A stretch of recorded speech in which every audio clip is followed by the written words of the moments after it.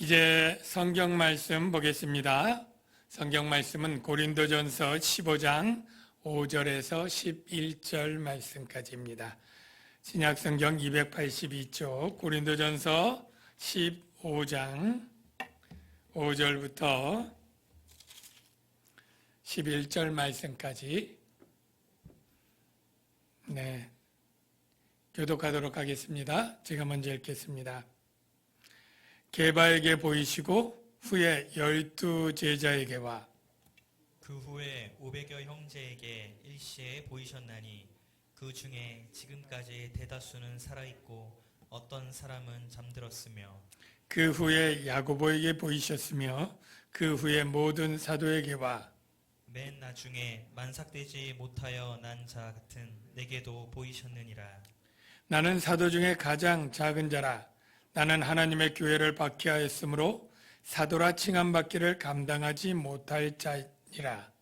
그러나 내가 나 된 것은 하나님의 은혜로 된 것이니 내게 주신 그의 은혜가 헛되지 아니하여 내가 모든 사도보다 더 많이 수고하였으나 내가 한 것이 아니요 오직 나와 함께 하신 하나님의 은혜로라. 다 같이요.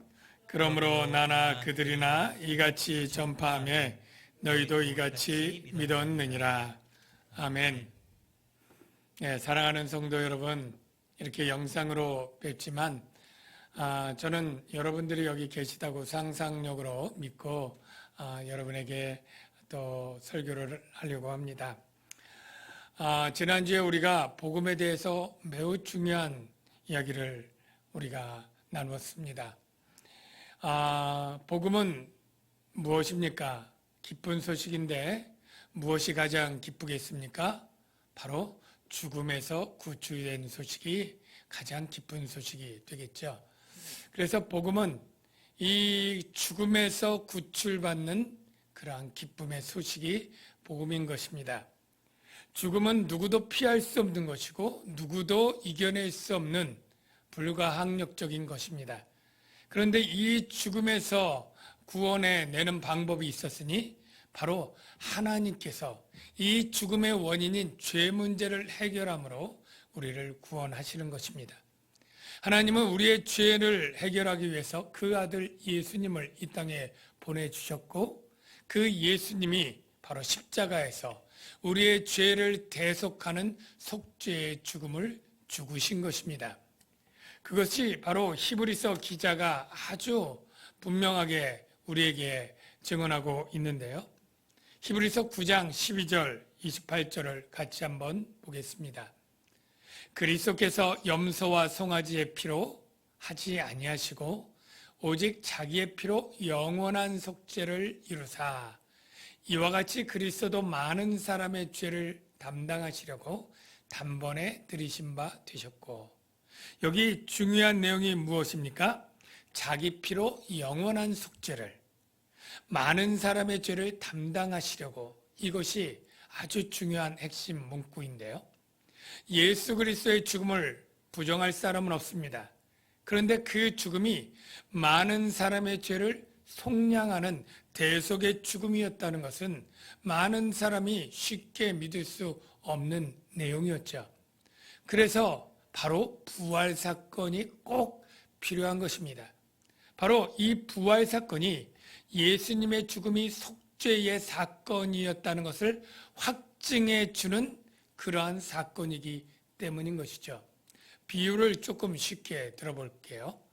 옛날 조선시대에 탄관 오리들을 또 찾아내서 또 징벌을 가하고 그렇게 사회 정의를 제하기 위해서 암행어사 파견하는 제도가 있었다는 것 여러분 아시죠? 이 암행어사는 어사처럼 가지 않고 평범한 그러한 평민처럼 허름한 옷을 입고 그렇게 잠행을 하다가 나중에 이 타락한 이 고을 수령을 그 비리를 적발해내고 그를 징벌하는 그러한 일을 하는데, 나중에 내가 암행어사다, 내가 너를 징벌하노라 라고 수령 앞에 떠들었을 때 아무 증거가 없다면 무슨 힘이 있겠습니까? 오히려 그렇게 말한 것 때문에 수령에게 붙잡혀 포졸에게 붙잡혀 곤욕을 치르고 감옥에 갇히고 매를 맞을 것이 틀림없겠죠. 그때 바로 내가 너를 징벌할 수 있는 왕이 보낸 그러한 권세인 것을 증명할 도구가 필요하고 증거가 필요합니다. 그게 무엇이겠습니까? 바로 마패죠. 바로 예수님이 죽음이 속죄의 죽음이라고 하는 그러한 확증할 증거가 필요했는데 그것이 무엇이라고요? 바로 부활 사건인 것입니다. 왜냐하면 하나님이 예수님을 죽은 자 가운데 살리신 이것은 사람으로서는 누구도 할 수 없는 일이 아닙니까? 하나님만이 할 수 있는 일이거든요. 그러니까 바로 예수가 부활했다, 하나님이 살리셨다 같은 의미고요. 하나님이 살리셨다면 정말로 예수는 하나님이 보낸 그리스도요. 그리고 예수의 죽음이 그가 주장한 대로 많은 사람의 죄를 대속하는 속죄의 죽음이었다라는 것이 같이 증명되는 것입니다. 그래서 정말로 중요한 이 복음의 두 기둥이 예수님의 대속적 죽음과 그것을 확증해주는 부활 사건이 짝이 되어서 복음의 두 기둥인데, 만일 부활을 부정하면 그냥 부활만 부정하고 마는 것이 아니라 바로 복음을 무너뜨리고 파괴하게 되는 것입니다. 그런데 바로 고린도 교회에 이런 문제가 생긴 겁니다. 고린도 교회 좀 일부의 상류층이고 철학 공부를 한 사람들은 이원론에 따라서 육체를 무시하고 육체를 저급한 존재로 여겼기 때문에 육체의 부활을 믿지 않은 것입니다. 그래서 그들은 복음을 부정하게 되는 그 파괴적인 일을 하게 되는 것이죠. 그들은 예수의 부활을 믿지 않기 위해서 사도 바울이 전한 복음을 부정해야 됐기 때문에 사도 바울의 사도권을 공격합니다. 그래서 사도 바울이 12제자가 아니다. 사도 바울은 예루살렘 공의회로부터 파송된 자가 아니다. 추천서가 없지 않느냐. 그리고 사도 바울은 글은 좀 쓰지만 대면에서 볼 땐 굉장히 어눌하고 말이 시원치 않고 외모도 연약하다. 사실 사도 바울은 육체 가시라고 하는 질병이 있었습니다. 그게 굉장히 큰 약점이었죠. 그 질병이 안질인지 간질인지 신학자마다 다르지만 어쨌든 그 당시에 분명하게 아는 그 질병으로 인해서 그의 사도성이 심하게 의심받는 하나의 원인이 되기도 했습니다. 그래서 사도 바울은 이렇게 사도성이 의심되는 그러한 가운데 자신이 전한 이 복음이 정말로 확실하고 그리고 예수님의 육체의 부활이 확실하다는 것을 이제 논증해야 됩니다. 바로서 오늘 본문이 바로 예수의 부활이 확실하다, 의심의 여지 없이 확실하다, 그것을 논증하는 내용이 되겠습니다. 어떻게 논증할까요? 네, 바로 예수의 부활을 목격한 증인들이 어마어마한 숫자로 많이 있고 살아있다, 이렇게 논증을 하는 것입니다. 그 내용이 바로 5절부터 8절까지 있습니다. 한번 5절을 볼까요? 5절에 보면 게바에게 보이시고 후에 12 제자에게와, 그리고 6절을 보면 그 후에 500여 형제에게 일시에 보이셨나니 그 중에 지금까지 대다수는 살아있고 어떤 사람은 잠들었으며 그 후에 야고보에게 보이셨으며 그 후에 모든 사도에게와 맨 나중에 만삭되지 못하여 난 자 같은 내게도 보이셨느니라. 즉 예수가 부활해서 이렇게 많은 사람에게 보이셨다라고 하는데요. 첫째 게바는 여러분이 알다시피 베드로를 말합니다. 그리고 12 제자는 바로 예수님이 바로 뽑으신 제자들 12인데요. 정확히 말하면 가룟 유다가 없으니까 11명의 제자였겠죠. 그런데 이 12은 그 당시나 또는 유대 구약 시대에나 열둘이라고 하는 것은 하나님 백성들의 대표 숫자로 상징화되고 정형화된 숫자입니다. 그래서 실제 12명을 꼭 의미하는 것이 아니라 신약 시대 하나님의 백성의 대표들 12로 그렇게 표현한다는 것 여러분이 이해해 주시기 바랍니다. 그리고 그 후에 500여 형제에게 보이셨다. 그러니까 예수님의 부활을 본 사람이 일시에 500여 명의 그리스도인들이 있다는 거예요. 중요한 것은 그 중에 물론 더러는 잠들었다. 예수님의 부활 사건이 주 한 29년, 30년으로 우리가 볼 수 있고, 지금 고린도 전서를 쓰는 때는 주 한 55년경이라고 보면 한 25년 지났기 때문에 그 25년 동안 죽은 사람이 더러 있었겠죠. 그런데 사도 바울이 강조하고 싶은 것은 더러 죽었어도 500 몇십 명 중에 더러 죽었어도 아마 400명 이상은 지금 살아있고 그들은 예수님의 부활을 목격했고 지금이라도 너희들이 의심해서 그들을 불러달라고 하면 얼마든지 살아있기 때문에 너희들의 의심을 풀어줄 수 있도록 증언할 수 있는 사람이 있다라고 말하는 것입니다. 이렇게 수많은 증인이 있다는 것은 정말로 부인할라야 부인할 수 없는 확정적인 사건이라고 하는 의미가 있는 것이죠. 왜 그럴까 하면요, 오늘날에는 어떤 사건을 확정하기 위해서 많은 증거물들을 제시할 수 있습니다.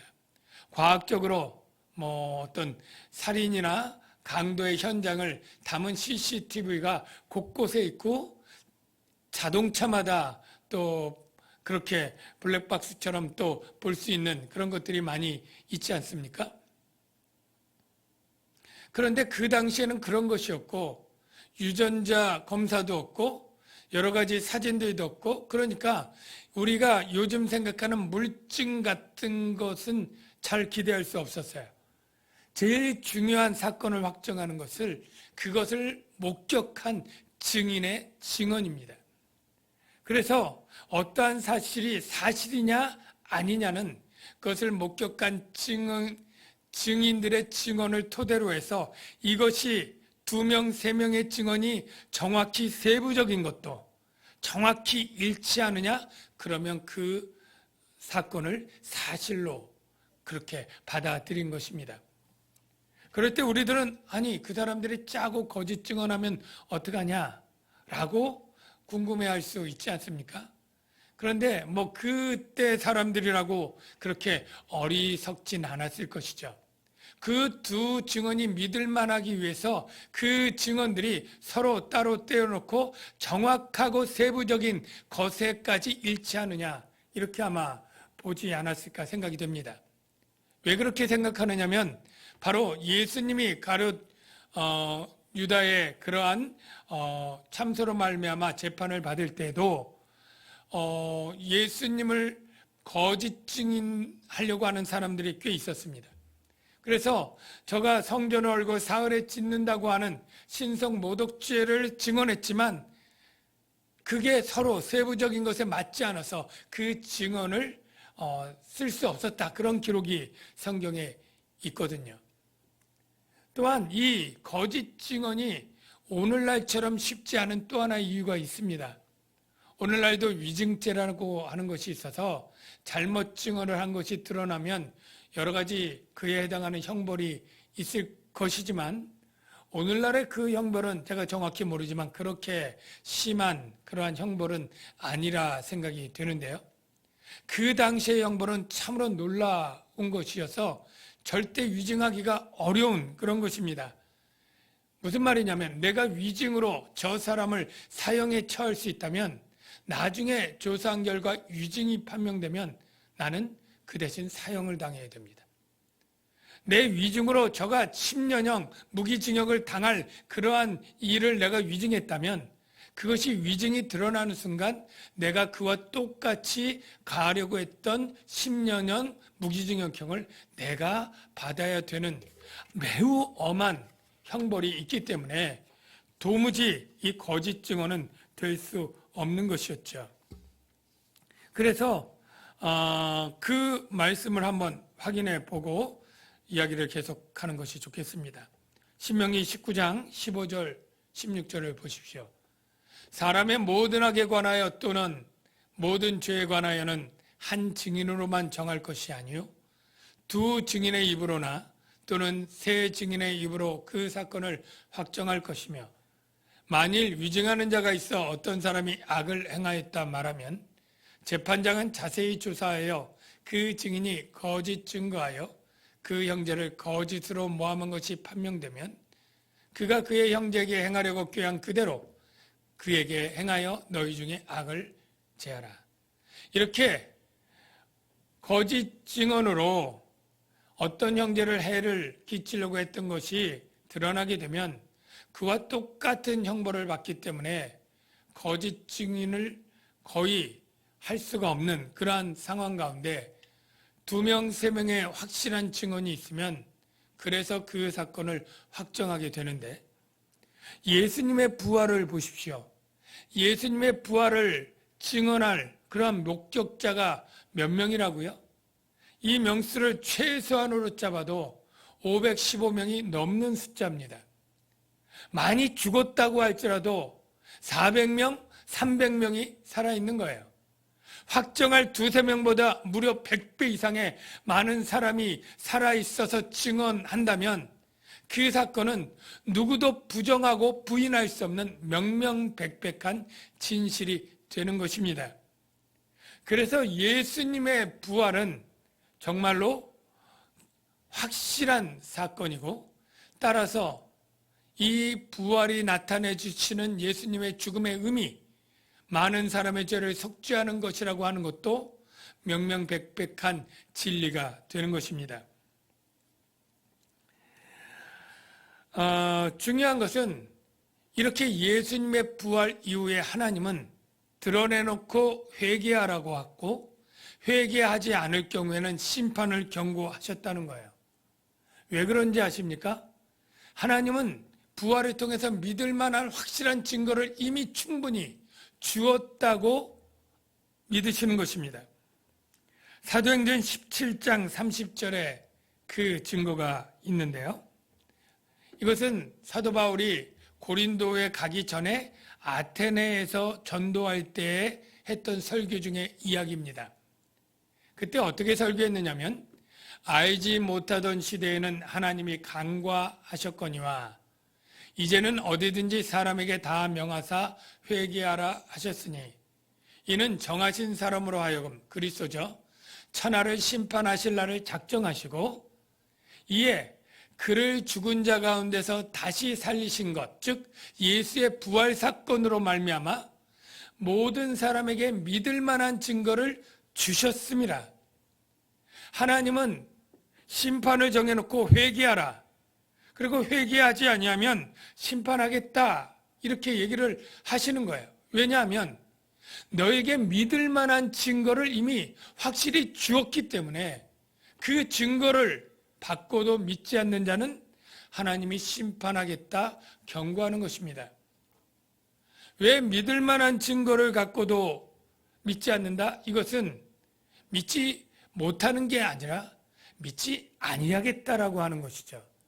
하나님을 대놓고 배반하고 반역하겠다고 하는 것이죠. 로마서에서는 이 같은 마음을 뭐라고 표현하냐면 하나님의 길이 참으심을 대놓고 멸시하는 것이다. 이렇게 표현하고 있습니다.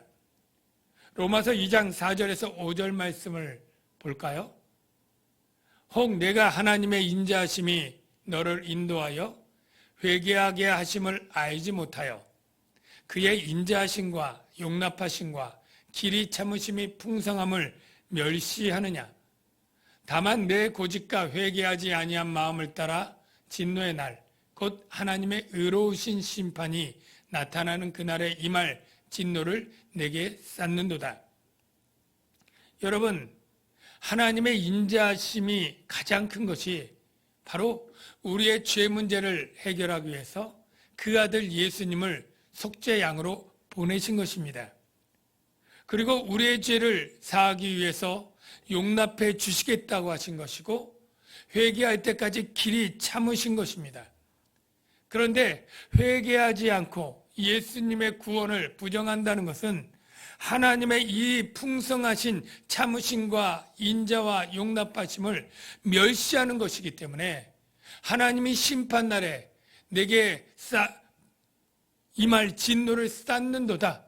바로 하나님의 진노의 심판을 받을 것을 경고하고 있는 것입니다. 사랑하는 성도 여러분, 바로 결론은 이것입니다. 복음을 믿지 않는 것, 그것은 결코 변명의 여지가 없는 일이다. 복음을 믿지 않는 것, 이것은 결코 핑계거리가 없는 것이다. 왜냐하면 복음은 너무나 믿을 만한 확실한 증거를 이미 주셨기 때문인 것이죠. 사랑하는 성도 여러분, 지금 세상 가운데 정말로 대놓고 내가 복음을 믿지 않는 이유, 이것이 너무나 자연스럽고 당연한 것처럼 주장하는 사람들이 너무너무 많지 않습니까? 그러나 성경은 분명히 말합니다. 나는 네가 복음을 믿을 만한 충분한 이유와 증거를 이미 너에게 명명백백하게 보여줬다고. 네가 믿지 않는 것은 바로 하나님을 멸시하는 것이고 하나님의 진노의 심판을 받게 되는 것이라고. 우리가 이것을 분명히 알아야 될 줄로 믿습니다. 저와 여러분은 분명히 그리스도 안에서 복음을 믿고 하나님의 구원을 소망하며 살아가게 되는 분들이라고 믿습니다. 그러나 만에 하나 여러분 가운데도 교회는 오래 다녔지만 아직 예수의 육체의 부활도 의심하고 또 복음도 잘 몰라서 못 믿고 안 믿고 하는 사람들이 있다면 분명히 우리에게 주신 은혜의 통로인 하나님의 말씀 성경을 통해서 배우고 익히고 훈련해서 흔들리지 않는 그러한 믿음으로 말미암아 견고히 서시고 하나님이 주시는 구원을 받고 누리시는 여러분들이 꼭 되시길 주의 이름으로 축원합니다.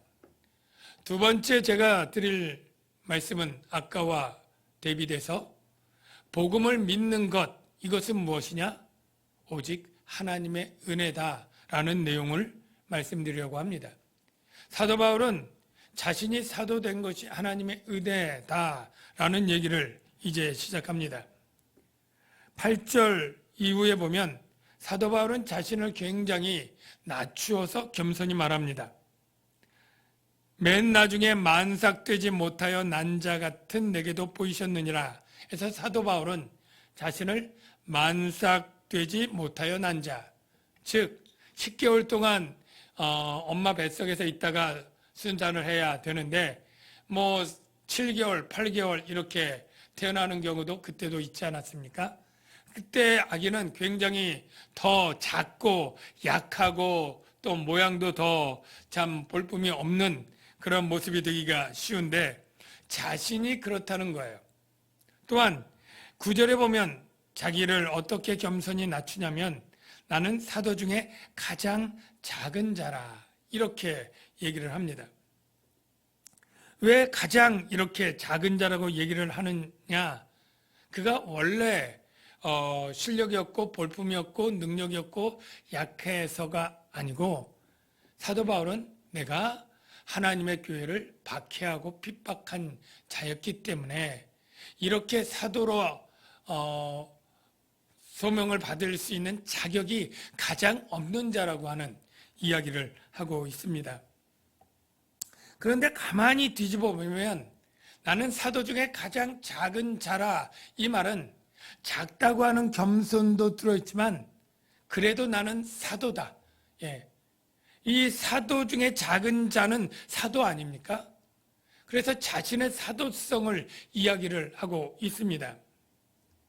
그러면 이 사도 바울이 지금 겸손한 것 같으면서도 은연중 자신의 사도됨을 자랑하는 것 같고 조금 이따 10절 뒤에 보면 내가 모든 사도보다 더 많이 수고하였다.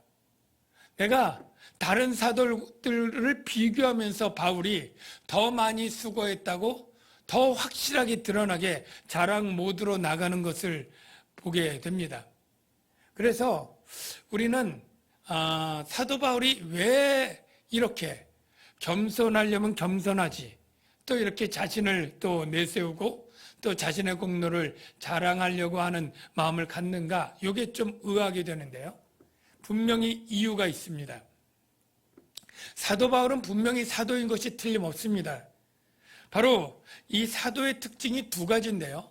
제일 중요한 것은 첫째, 예수의 부활을 육신의 눈으로 목격해야 됩니다. 목격해야 됩니다. 그래서 이 위에 있는 이 목도한 사람들이 다 사도의 자격이 되는데요. 목격만 했다고 다 사도가 되는 건 아니에요. 그렇다면 여기 있는 515명이 다 사도가 되어야 되지 않겠습니까? 그 중에 하나님이 특별히 선택하고 지명하여 불러서 증인으로 파송한 자, 보냄을 받은 자가 또 사도가 되어야 됩니다. 이 두 가지 조건이 충족해야 돼요. 사도 바울이 두 가지 조건에 다 충족했을까요? 네, 충족했습니다. 자막 6번 한번 보여주실까요? 사도행전 26장 16절에 사도 바울의 고백 가운데 있는데요. 사도 바울이 다메섹 도상에 갈 때는 다메섹에 있는 이 그리스도인들을 체포해서 구금하려고 가다가 바로 부활하신 영광의 주님을 보게 되죠. 그래서 눈이 멀 정도로 그렇게 영광의 주님을 보게 되는데 그때 음성이 들렸죠. 일어나 너의 발로 서라. 내가 내게 나타난 것은, 즉 부활하신 영광의 주가 사도 바울에게 나타나 보여주신 거예요. 그래서 사도 바울이 주님을 봤기 때문에 사도의 첫 번째 조건이 되는 거예요. 네가 나를 본 일과, 또 나오죠. 네가 나를 보았다. 부활의 영광의 주를 본 거죠. 그리고 이제 보냄을 받는 거예요. 장차 내게 나타날 일에 너로 종과 뭘 삼아요? 증인을 삼으려 함이라. 이게 바로 사도로 파송하는 의미가 여기 있는 거죠. 그래서 이스라엘과 이방인들에게서 내가 너를 구원하여 그 눈을 뜨게 하여 어둠에서 빛으로 사탄의 권세에서 하나님께로 돌아오게 하고 죄사함과 복음의 능력에 죄사함이 있죠. 그리고 나를 믿어 거룩하게 된 무리 가운데서 기업을 얻게, 쉽게 말해서 하나님 나라를 위협으로 얻게 하도록. 복음은 여러 가지 의미가 있지만 그 결과가 바로 사단에서 하나님께로, 어둠에서 빛으로, 사망에서 생명으로, 죄사함을 통해서 의로, 그리고 하나님 나라의 기업을 얻는 이 모든 것들을 같이 포함하는 그러한 열매를 갖고 있지 않습니까? 이렇기 때문에 사도 바울은 누구보다도 자신이 사도로서 자격이 있다는 것을 알아요.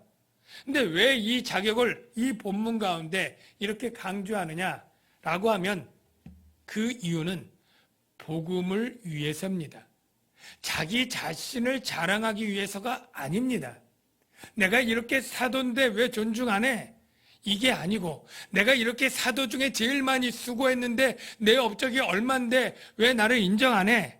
자기를 위한 목적이 아니었습니다.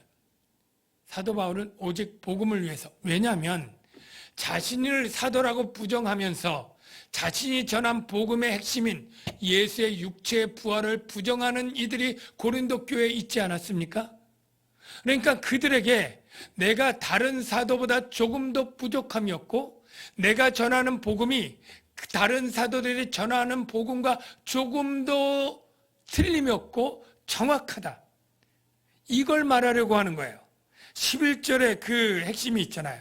그러므로 나나 그들이나, 나는 바울이고 그들은 그들이 그렇게 존경한다고 하는 예수님의 12제자나 야고보나 베드로나, 나나 그들이나 너희들이 인정하는 그 사도나 이같이 전파함에 동일하게 이 복음을 전파하였고 너희들이 믿었다. 즉 사도 바울이 자신의 사도를 증명하려고 하는 것은 존중받고 명예를 얻기 위해서가 아니라 내가 전하는 복음이 조금 더 부족함이 없는 확실히 믿을 만한 복음인 것을 위해서 이렇게 드러내는 것이죠. 사람들이 살아가는 목적 가운데 가장 궁극적인 목적 가운데 자기 자신을 두는 경우가 대부분이고, 이기적 욕망 때문에 어떤 추진력을 갖고 일하는 경우가 대부분입니다. 그러나 믿음의 사람들은 나보다 먼저 있어야 될 것이 바로 그리스도고 그리스도의 명령인 줄로 믿습니다. 예수님이 나보다 더 중요하고 우선된 가치일 뿐이고 그분이 하신 명령이 바로 나의 증인이 되고 복음을 전하라 할 때 그것은 나를 위하는 가치보다 더 중요하고 우선된 가치가 되는 것이죠. 사도 바울은 그렇게 자신보다 복음을 위해 살았던 분인 것을 우리가 알 수 있습니다. 그럼에도 불구하고 그는 결코 자신을 높이지 않고 내가 사도된 것, 하나님의 은혜라고 얘기를 합니다. 두 번째, 내가 더 많이 수고한 것도 바로 나와 함께 하신 하나님의 은혜라고 말합니다.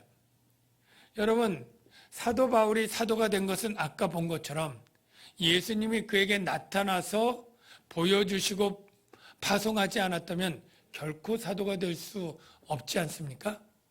바로 예수님이 그렇게 자신을 박해하러 오는 사울을 기적적으로 나타나서 보여주시고 눈을 멀게 하시고 다시 눈뜨게 하시고 아나니아를 통해서 그를 깨우쳐 주시고 이게 다 예수님이 하시고 성령이 하신 일이죠. 그래서 이 사도가 된 것이 오늘 10절에 있는 것처럼 내가 나 된 것, 즉 내가 사도가 된 것은 하나님의 은혜다. 여러분, 우리가 사도가 아니지만 동일하게 우리에 적용한다면 여러분이 예수 믿고 직분을 받은 것 다 하나님의 은혜인 줄로 믿습니다. 여러분들이 목사가 되고 또 집사가 되고 전도사가 되고 우리 장로님이 되고 권사님이 되고 다 하나님이 주신 은혜입니다. 그런데 하나님이 주신 은혜인데 이 직분을 헛되게 할 수도 있고 헛되지 않게 할 수 있는 건 또 우리의 몫이에요. 사도 바울은 이 직분, 하나님이 주신 은혜를 헛되지 아니하여 헛되게 하지 않도록 어떻게 했습니까? 더 많이 수고하였다. 더 많이 수고했다. 충성되이 수고를 조그만 게 아니라 끝까지 나의 달려갈 길을 마치고 할 때까지 그는 죽을 때까지 충성됨을 계속 유지했던 것이죠. 사랑하는 성도 여러분, 우리가 직분을 맡고 이것이 하나님의 은혜입니다 라고 고백하는 것 그래도 할 수 있어요. 그런데 이 직분이 하나님의 은혜가 헛되지 않도록 충성되이 수고하고 봉사하는 것은 어려운 일인 줄로 믿습니다. 우리가 직분을 맡는 것이 하나님의 은혜라고 해서 직분을 맡아서 직임을 감당하는 것도 그냥 저절로 되는 것이라고 생각하면 그건 착각입니다. 내가 힘써서 열심히 노력해야 돼요. 수고해야 되는 줄로 믿습니다. 헛되지 않도록.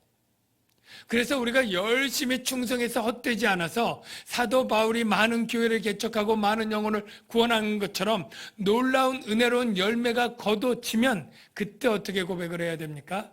내가 헛되지 않도록 열심히 수고하고 노력을 했습니다. 그러나 이것조차도 내가 아니요 나와 함께 하신 하나님의 은혜라고 고백을 해야 합니다.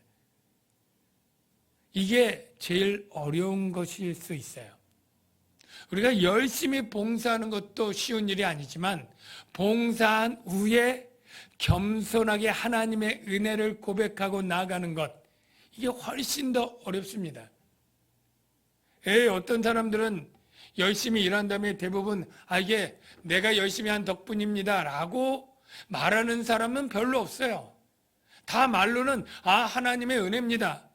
성령께서 내 안에 계셨고 나를 독려해 주셨고 감동해 주셨고 힘을 주셔서 내가 하나님의 은혜로 일했습니다. 다 이렇게 얘기를 해요.